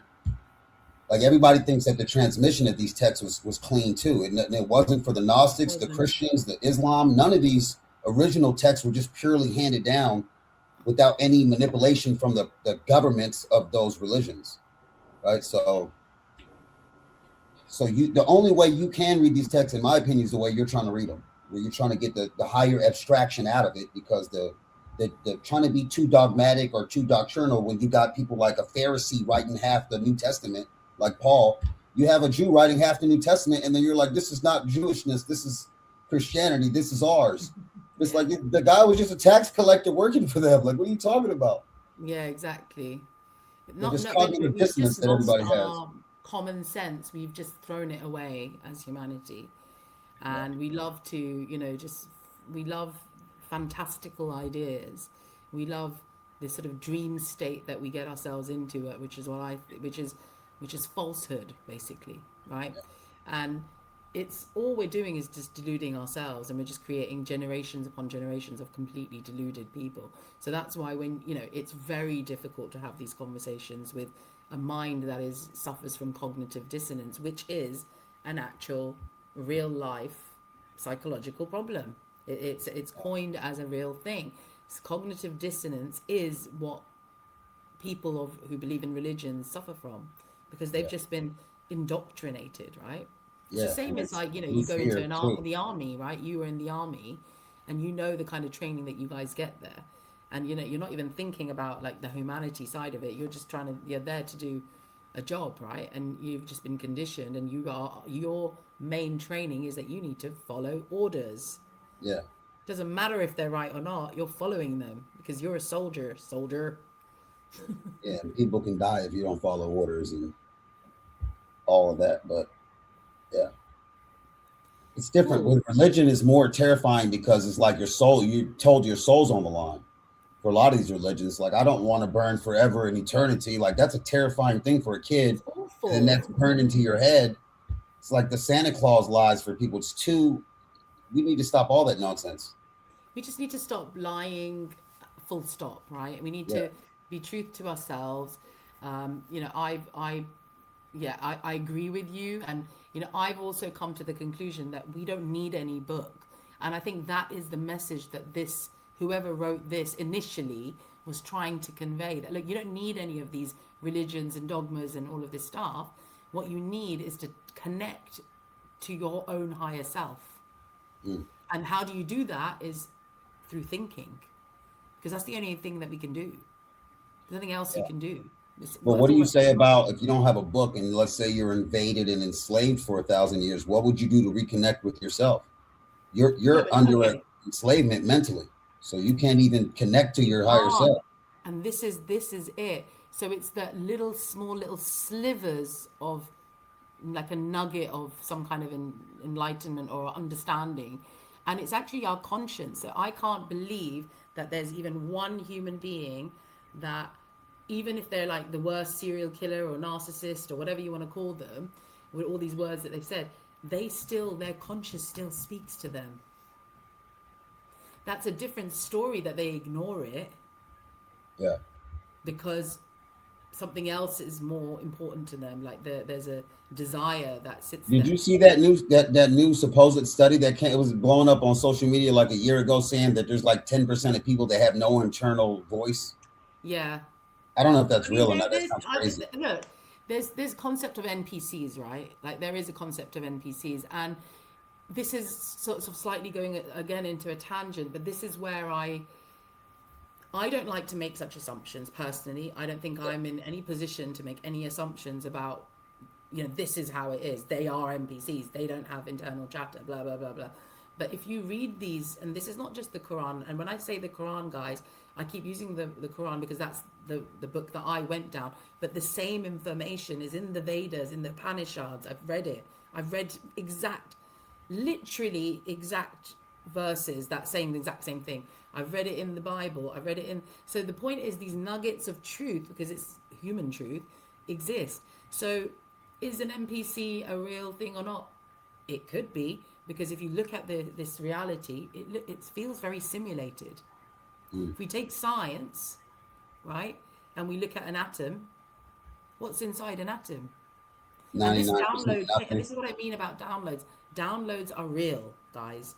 People, you tap into some kind of field of source of information, and you are tapped in, because I've experienced it myself. And that's why I resonated so much. I resonate so much with Jason from Archaics, because he says these things. He's not just, oh, this theory and that theory. He's telling you how you've come about it. How did you suddenly, you should be the most conditioned. How did you suddenly realize? Right? So I think there are a group of people, and I think we are the real souls, the people who are actually having the experience. But if it's a simulated reality, then it's quite easy in a simulation to have NPCs. It's like virtual reality gaming. It's easy to have an NPC. You can just program it to put, like, for example, if I'm projecting this experience, let's just say that's how reality works. That my mind, I'm projecting this experience.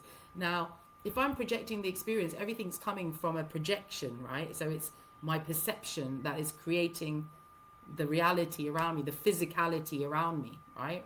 That's how manifestation, they say, works, right? So you think things and they just suddenly appear, and so that's all in that same grain or same topic. So when you look at the NPC or these people who don't have brain chatter, a lot of the time it's because the way the human mind works, it calcifies parts of your brain become stone, which is why I love the concept that they've used throughout. These elites use this concept of masonry stone, because the human body, your mind, like, for example, the pineal gland, Yeah, which that looks like calcifies.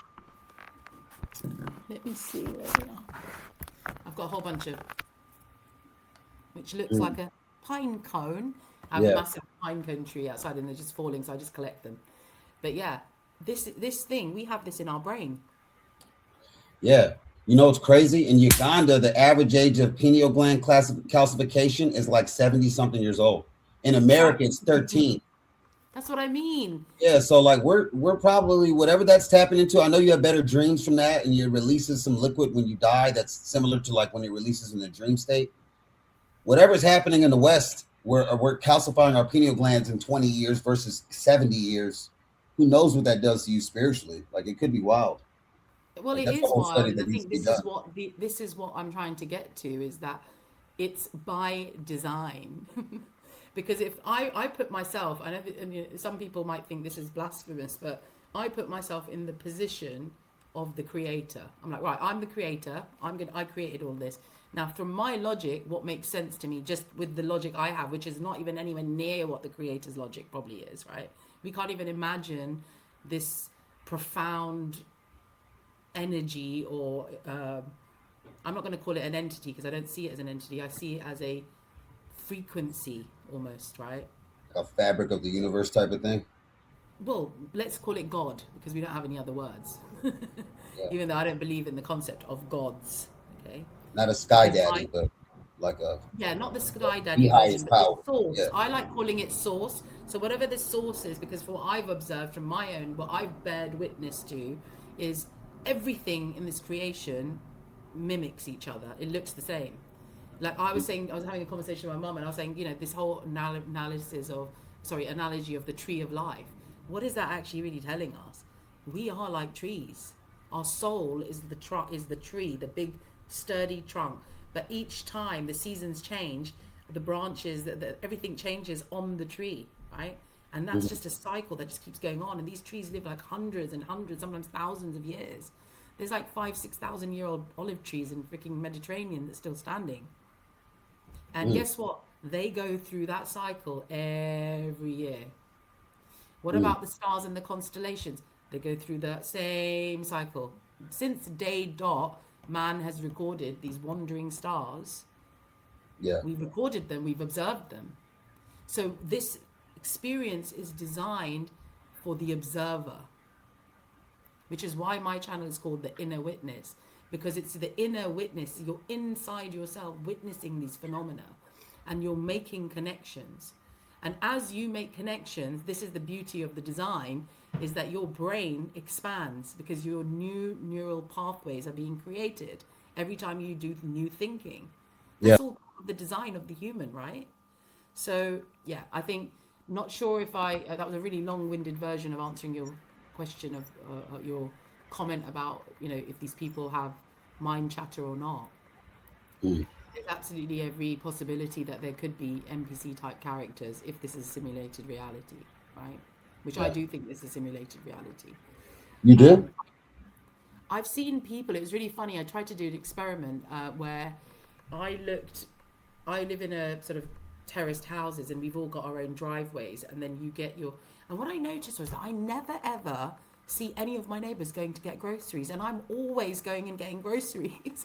And every Mm. time I come back, I'm lifting up my shopping bags and there's a big of a hullabaloo and I'm coming into the house and I don't see my neighbors do that. And the minute I thought of that, and I've never seen any neighbor coming in and out, bringing and this whole street is full of people. Mm. Never in this place. The minute I thought that and I went to my window, guess what I Somebody's see? doing it. Fucking right there on Yeah. the dot. It was like this woman 2 doors away from me pulled in and she's literally taking groceries out of her And there's fucking. synchronicities that don't make any sense that happen like that. I know. I've had so But I many. can't, I mean, it kills me to go simulation mode though. It I does. know, I know, I know. Why? Kills Okay, me. let's talk about that. Should we do another one later because I've got to go soon. Oh yeah, yeah. We probably ran on a good too We much, did but run on, and I just did the tangents thing, so I everything there's too many. Like you said, there's so many little nuggets that break off of every single thing. But I guess didn't even what? go off We're my script. learning, though. We're I learning needed each that. time we have these conversations. We keep learning, and you know, when we're not as as I'm not anyway as well researched as a lot of these people that I've been quoting. And I mentioned before that this Islamic scholar, I don't like even calling he doesn't even like calling himself a scholar because he can't really, but he is a scholar because he's just spent like so many years doing this. And he comes from a very traditional background, and the fact that he got up and was like, whoa, this is not what this book is trying to tell us. It's actually, there's a higher understanding of this, and it's really a book of psychology, really. It's about the human condition. So it's like, yeah, lost my train of thought again because I just went off in a tangent. I think it's because I woke up so early. But yeah, we've got to, what point have we got to in your thing? So we've kind of like really kind of traced all the way through really up until the advent We of jumped science. around and bounced around out of the order that I thought I was going to I go know, in. but we've got there. I think Yeah, we've we got there. I touched a think, lot of the pieces. yeah, and people listening to this, anyone who's watching this, please ask us questions. Please give us your opinion as well. And if you're researchers or you're people that have gone down, please do tell us, what your thoughts are on all of this. And to my beautiful, lovely Muslim community that I love so much, and half of the reason why I'm doing this is because I'd like other fellow Muslims to really wake up. Wake up, please. Like, we need to put the effort in and earnestly inquire. And actually, until we don't do that, and if we can, if we can stop worrying about, who's going to war with who, and the COVID's, I'm going to die, and if we can put that aside, and we can actually start inquiring earnestly, it's all there. So we don't need to be enslaved, and we don't need to be in this mental bondage that we've been basically have been put into for centuries, since the beginning of time. That's what the whole topic of all these books is all about, is how to free yourself from this mental slavery, which is that's all you can call it. It's mental bondage. That's what it is. So yeah, I want to, that was another rant.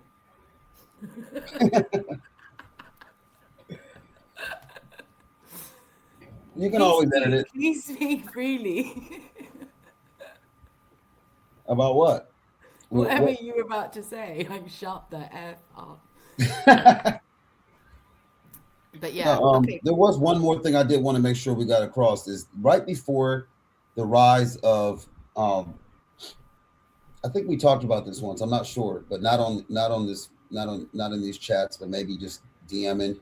But the rise of the Islamic powers is right when the Sasanian Empire falls. Thank you.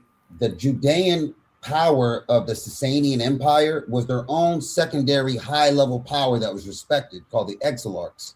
They were the known descendants of the Davidic royal family of Judea and Babylon. Okay. So they were in Babylon the majority of the time. So while all that drama was happening in Judea with the Hasmoneans and the Maccabees and all that, Babylon was the real center of Judaism and Zoroastrianism. And Absolutely. eventually Islam is running in them same circles in Babylon, right? In Baghdad. In So Baghdad. yeah, so when Sasanian Empire is falling, it's because a king line of the Judeans was trying to overthrow the power in Judea of the Sasanian Empire. They failed their overthrow of the Sasanians. The Sasanians took all their power from them. Within 20 years, Islam begins its rise, comes in, destroys the Sasanians, and gives the Exilarchs their power back. So it's like after this, the Judeans are punished, the Sasanians fall, Islam rises, the Exilarchs get propped back up. You see what I'm saying? Yeah, So and like that's why the story of Muhammad doesn't stack up to me, right? This whole fabricated, the advent of Islam and all these elaborate histories that they've had, it just doesn't make any sense when you look into it, honestly. And but what you're saying absolutely does, because when you look at the geopolitical climate at the time, empires it's and what's so happening. obvious that it's empires that are just fighting against each other. And what I find everybody should know is that in this historical side of the Islamic story, you've got, how long was the Prophet Muhammad even around? I mean, from the day he got his Died in what, prophethood. I mean, six 22? I know the answer. It was it's a rhetorical, but Uh, the point is, the point is, he was born, and he didn't get his prophethood till he was 40, and he died before he was even 50, I think. So he lasted 10 years. mm. And So Jesus had a 3-year window. He that's what I'm disappears trying to for say. These 18 people were years. not who the story of who we're told they were is not who they actually were. Yeah, those could be And metaphoric stories for an archetype within the tribe, thank you. or that the tribe itself, either the Judean David line and the Quraysh line, are giving. And the David line is represented by the lion, right? The Abbas, the uncle of Muhammad, Abbas means lion. Abba means father, Abbas means lion. The Abbasid Empire is the lion empire. There's Assad means lion. There's two Assads that come down. Fatima comes from an Assad. Ali comes from an Assad. Their union is two Davidic lines, and that will be the continuation from David and Solomon all the way to Muhammad's Fatima line down And to that's the today. Shia. This is the Shia Yeah, the Muslim Shia side. side of it would And be the if you look continuation at, of the David lines, which is basically my DNA, I'm one of them. which would make you technically the longest running royal on earth descendant. It would. It would Well, that's what technically my because dad it always goes told me, and I back used to to get really 1000 annoyed for BC. it. You said your dad what? My dad used to always say that I'm a princess, and he used to be like, "No, you're a real princess," because they believe that we're from the Sayyid family line, which is in Pakistan. Every Tom, Dick, and Harry claims that he's from the line of Sayyids, and Sayyids are the direct descendants of Prophet Muhammad's family. So they come from, so our descendant, where our family comes from, what they claim is Jafar al-Sadiq, so Imam Jafar, which we discussed, right? Mm, So I come from the line, my dad's side, according to their claims, come from the line of Imam al-Jafar, which is that Fatima Ali line, right? So from yeah, Hussein, then you had Jafar. So we come from Jafar, and Jafar was known as a great scholarly, priestly guy who, and then from him is where you get the Assassin's Creed and all of these kind of people as well, mhm. which we've discussed. So yeah, my point is that, yeah, I mean, you cannot, the history and the written record, like it says, everything is in there. We are able to piece together the human story through our own intellect, through the written record, and our own sort of discernments. So that's why, for me, especially in the truther community, I have a real, I'm quite passionate about my disdain towards these sort of shilly people who are just exist, and it's all about making money. There's Yeah, no real Christian. It's a total grift, mate. Yeah. That's what it is. Bandwagon Total jumping grift. to see whatever the people are wanting. But the sad thing And is you that know the what's masses it's usually so do want sad. delusion, like you said. People usually do want a feel good story or something that just confirms their biases, and then they run with that. And it's sad. Yeah. People need to work on the foundations a lot more. There's very few true ones. Yeah. Very few. And when I say, and you know, and like people say, well, you know, how do you know your truth is the real truth? And you know, all of these sort of comments you get. And I've just got to this point where I don't actually care what people think because, you know, we know what we know because we put the work in. Put the Yeah. work in. This is why I get quite irate with critics of Jason. I get really irate with them because they have not read his work. They Hmm. have not. They don't understand where he's coming from. Half of them think he's a Mason. Half of them think he's a shill. Half of them think he's, you know, he's a, I don't know, whatever. It's ridiculous to me. As an academic, it's ridiculous to me because my journey just took me down this road, right? Because don't forget that when I was at school in this nun place, I was openly subjected to all of these different cultures and traditions and you know, especially in the Roman Catholic Church, it's quite like it's pretty evil shit, you know, like, in the background, but you kind of see the conditioning. And then on top of that, you've got I went and I just happened to go and study classics for A levels, and classical civilization is ancient Roman Greece. Hmm. So my book that I did my exam on was the freaking the Odyssey, which is now out on the cinemas, and I need to go and watch it. And apparently it's really bad because my mum told me about it. But yeah, that was what I My studied. So brother I says the best movie in 5 years. is that what he said? My mum went to see it yesterday, and she's so funny. She told me, she goes, "They have ruined the story." And she goes, "Don't go," and because my mum is like the biggest. I just can't tell you how much like I love that woman in terms of not as my mother, but as what as just her mind, because she is the one that has always questioned everything, which is why I'm like that. So Mm. and all of these Greek stories and all of these mythologies, she used to tell them to me when we were kids.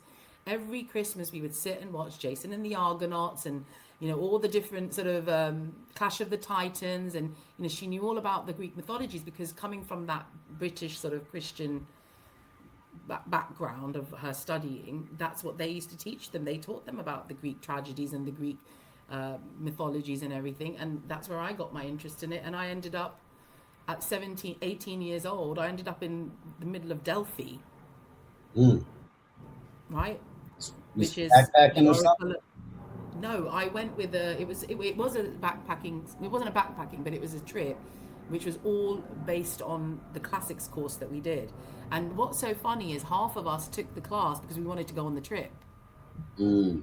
which was at the end of the 2 year A level course. So when I went to, and I only now look back at it and realize what was going on. And you know, you got a whole bunch of people in the woo woo people that believe in like, you know, grid lines and, you know, your energy, which I also agree. There's energy centers everywhere. It's an Yeah. electromagnetic environment, right? Yeah. There's going Some to be that's like, legit for yeah, sure. so Delphi, I think, is one of those places, right? We know that it's on a ley line, and that's where Mm. all the oracle of Apollo, the Pythian whole, you know, Gaia priestesses, and all of that all happened in that place. And I had no clue. I didn't give a shit about it, and I just find myself in there. And that's the first mystical experience I had in my life was in Delphi. Mm. What was So, it? well, the mystical experience was this: is that we were there's a bunch of us. Delphi literally is like two roads. It's like on the top of a mountain. It's two roads. There's nothing to do there. We're 18, 17, 18-year-old girls. There was a small club, and this is another connection, called No Name. No Name. Nothing. The no. A road called No Name. There was a club called No Name. Oh, a We club. went a Okay. club. So all the girls were like sneaked out of the hotel and we are like, we're gonna go. We get there and the guys in this club, they were like proper pervs. So they just locked us in, and this was before the club opened because we met them in the market and they were like, oh yeah, come along. Well, so we were like, cool. So we were like, we'll get like free into this club. But what they did was they opened the club before the club started, and they had all of us girls there, and it got really sort of sordid and weird. And I was like, I'm getting the F out of here because these guys are shady. So but we ended up running, and because I said it was just one road, the hotel, because it was so dark, because it's right at the top of a mountain, there's no road lights, there's no nothing. It is freaking dark. We didn't have iPhones back then. We could put none of that. So we were kind of relying on the small little lights outside the small bit, like 1 or 2 buildings, whatever. We kept going. And in our running, we ended up just burst out laughing at the experience that we had. So we were laughing so much that we carried on running past our hotel, and we just kept on going like idiots because we were scared. And we ended up right in the middle of the Oracle of Apollo's temple ruins. Really? In the middle of a night, and it's a full moon, something happened. And that's something, I just felt it very strongly, like at that moment, because I remember it so clearly. And I remember going, that was really weird. And then after that moment, I remember snapping out of it and going, where the hell are we, guys? And then half of them started screaming, oh my God, because they're all like girls. So anyway, eventually we were like, okay, we've gone too far. We're like in the actual freaking mountain bit now. And we're in these ruins. Like, what are we doing? So we need to get the hell out before some other weird people turn up. So then we went back. But it wasn't like, that was the mystical experience. And I know that it doesn't sound very mystical, but to me, it was something profound changed within me. And then it was only many years later that then I started having these crazy kind of chat in my head, which would just guide me to go and do things. And it sounds like, I'm possessed by a bloody, if it was a mainstream Muslim, they're like, oh, she's possessed by a jinn. No, that is how consciousness, when it's tapped. Yeah. There's people that are in tune with their consciousness that can be. Well, sometimes they'll think it's God talking to them, but it'll lead them right to the place they needed to be, and somebody was waiting for them. So that started happening lots with me. So that's it. And that's kind of the start. But the reason why I'm telling, and I love telling that story, because when I look back at my journey and where I've come now, it's so profound. Like, who would have thought, like, some girl, British Asian, Pakistani girl, born and raised in the UK. Like, why would the hell would I even be sitting and going to the Oracle of Apollo, Delphi, all of that? You know what I mean? It's just so like weird. And now where I'm at and all the studies I've done, that's such a big part of, the information that, like, a lot of the distortions happened around that point in history when they, like we just discussed, when they took over those sort of Earth, Gaia, and became the eunuchs, and then they changed all the, the matriarchy into the patriarchy and changed up all the everything. So yeah. So that's it, guys. I think we should end on that note. Yeah. It's been 2 hours. I didn't even notice. That was fast. And I keep forgetting that it's early morning and I'm like a little doe-eyed. Yeah, I'm awake, but it's very late for you.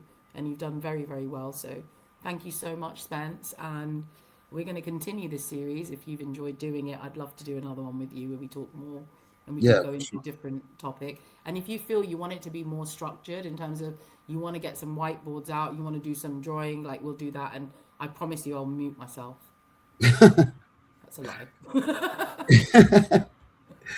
No, that'll make it boring. You got to keep interjecting and talking and giving your perspective, or it's going to get boring fast.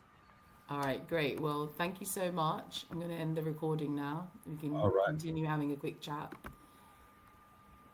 Thank you guys for listening. And if this resonated with you, please subscribe to my channel, pass this video around.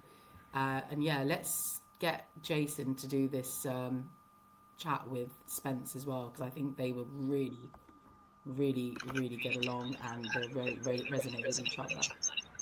All right, guys, till next time. Spence, any message to the audience? We'll try to be more structured next time, and I mean, I like doing this, so we'll keep doing it if you're down. Amazing. So. All right, darling. Thanks for listening. Later. All right, talk to you later.